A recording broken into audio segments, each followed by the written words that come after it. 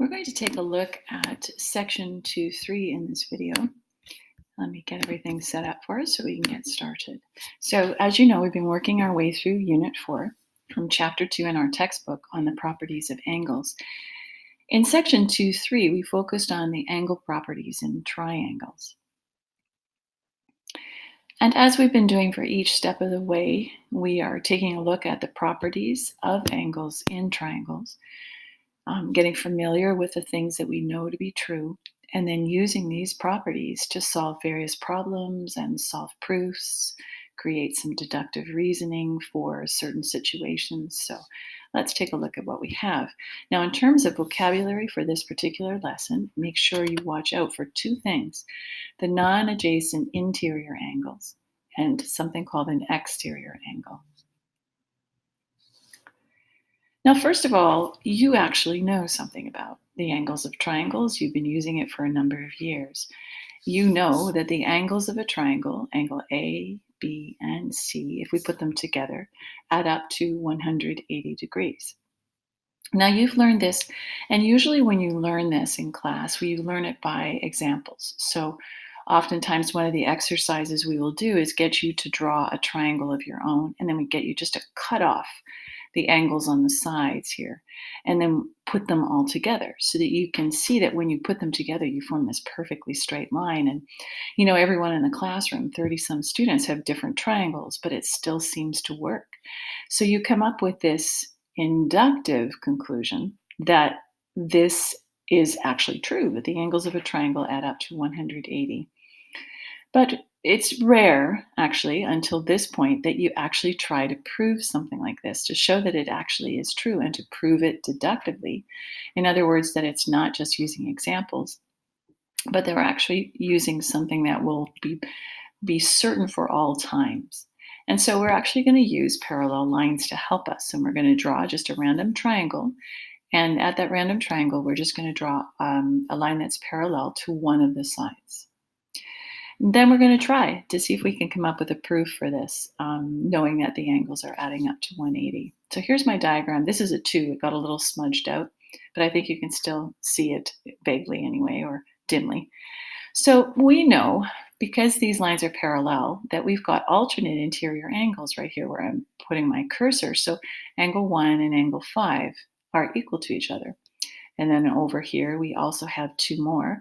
So angle 3 and angle 4, using what you have called the Z theorem and what we're calling the alternate interior angle theorem at this point. Okay, so I've written that down, and I've said that it's because of alternate interior angles being equal. Now, I know that 1 plus 2 plus 3, right here, this is a straight line, and I know that those three angles together will add up to 180. Please notice that I'm using the definition of a straight line as my reasoning, and I'm not using supplementary. The reason for that is that supplementary angles, by definition, are a pair of angles, only two, and so we can't use it in this situation. Now, if we take a look at what we have with this particular statement, and I know that angle 1 is the same as 5, and angle 3 is the same as 4, if I were to substitute those angles in and take a look at what I have just now shown that the angles of this triangle are adding up to 180 by substitution. So now you can sleep at night. You know without any reason at all to doubt it, that the angles of a triangle add up to 180 degrees. You have proven this deductively. Let's take a look at a quick example. We're going to be looking at this figure, and I want you to find angle 1 and angle 2. Now, let's just take a little bit of time to find it. Well, most of us would take a look at this straight angle on the side and say, okay, well, this angle in the corner is going to be 40. I actually call this angle 3. I must have labeled that in my diagram later on. Okay, and then since I know that the angles of a triangle, so this 40, this 70, and angle 1 all add up to 180, I do some quick math and find out that angle 1 is 70. And then that means that angle 2 is 70 as well. Now, I want you to notice something that's happening here. If you remember, this angle 1 is 70, and I've got 70 and 70, and that is the same, when I put it together, as 140. So the question here is there something going on? And in fact, if I look back at this, I can give these some names. I'll come across a better definition and maybe a clearer diagram in a moment. But when I have an angle that is outside of a triangle, but it is under sort of the roof of an extension of the side. So I've got the side of my triangle spreading out, and this guy's tucked in the corner. We call this an exterior angle. And then, if this angle were right beside it, we would call it an adjacent angle. So these two over on this side are called the non adjacent interior angles. Now, all of this is important because we're going to be proving something here in a minute. What we're going to do is take an exterior angle called AE, and we want to prove that it's equal to the non adjacent interior angles, A and B. So we're going to take a look at that and see if we can actually prove it. And so I'm going to use, first of all, that the angles of a triangle add up to 180.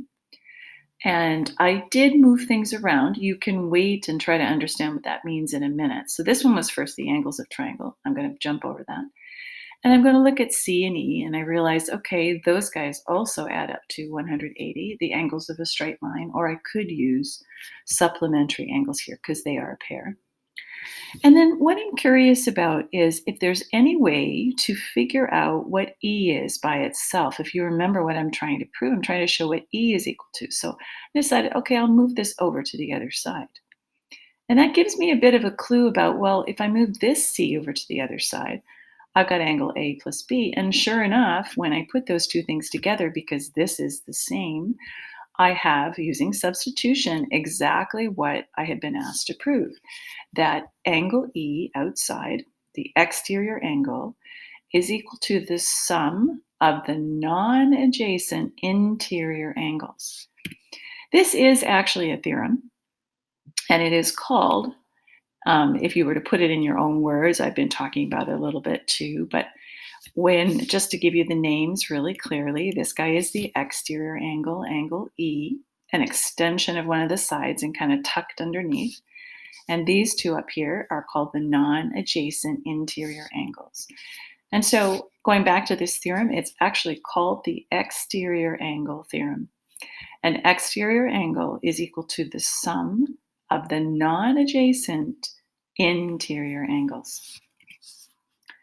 So we're going to try to use this a little bit in this particular diagram, and I'll push it just a little so that we can practice it. So what I think we'll start with is angle 2, and I want you to use the exterior angle theorem. Angle 90 is exterior to this little triangle right here, and so 90 equals 25 degrees plus whatever angle 2 is, and it turns out that is 65. Now, when it comes to these other guys, I guess to get angle 1, let me just see if there's anything else I can do. Yes, no, not yet. Okay, there isn't yet. So I do need to find a few more angles in this one. I could use, this is a vertical angle, and this plus this plus this would add up to 180. So you'll see that's what I've done right here, vertically opposite angles and angles of a triangle. So I'm figuring out that angle 1 is 55. Now, if I look at this set of parallel lines and the z, this 55 is the same thing as these two angles combined. So that means that angle 3 will be 30 degrees, right here. So in the corner, this guy is 55, and we know this is 65. Now, if you're really looking carefully, you should be able to find angle 4 using the exterior angle theorem in two different ways if you wanted to. Angle 4, exterior, is equal to the non-adjacent interior angles, 90 and 30 added together. So you get 120. Or you could say angle 4 is equal to the non-adjacent interior angles for this big triangle. So this one, which is 65, and this one, which is 55 altogether. So what we have then are a number of different ways that we could use the exterior angle theorem. Please notice it doesn't mean that you can't find it using your other methods of vertically opposite, alternate interior, angles of a triangle. But I would encourage you to try to use the exterior angle theorem so you can get used to it. It is faster and it is very efficient. And if you get used to it, it's a very useful theorem. Okay, last thing we're going to do is just a simple proof, just to kind of guide you a little bit and help you remember proof writing. So let me see. What do we have? We are told that AB is parallel to CD. So let's find it. AB, this line on top, is parallel to CD. We're being shown that angle 1 is the same as angle 4, and we're supposed to show that angle 1 is the same as angle 2. So let's go back to it now. Since these guys are parallel, that means I know that angle 4 is the same as angle 2. Those are corresponding angles, so they would be equal. Now, I've been told that angle 1 is the same as angle 4. That was given to me. And so, using substitution very, very quickly, I can actually say that angle 1 is the same thing as angle 2. It's substitution, I've called it here. If you had had it in this order with this one first and this one second, you could have actually said that it was the transitive property. And that would be just an interesting way, slightly different way to kind of come to the same conclusion. All right, I do believe that's the end. Yes, it is, of our examples. You did have homework on page 2.3, so make sure that you're checking that out. And I do believe that we also had a worksheet. This may not actually suggest this. You might want to check Google Classroom to be really sure on what the assignment was for this one. But hopefully the video has helped to answer any questions you may have had about the lesson itself. Good luck with your work, and remember, bring your questions to class the next day so that we can help you understand each part of what you've just done. Thanks so much.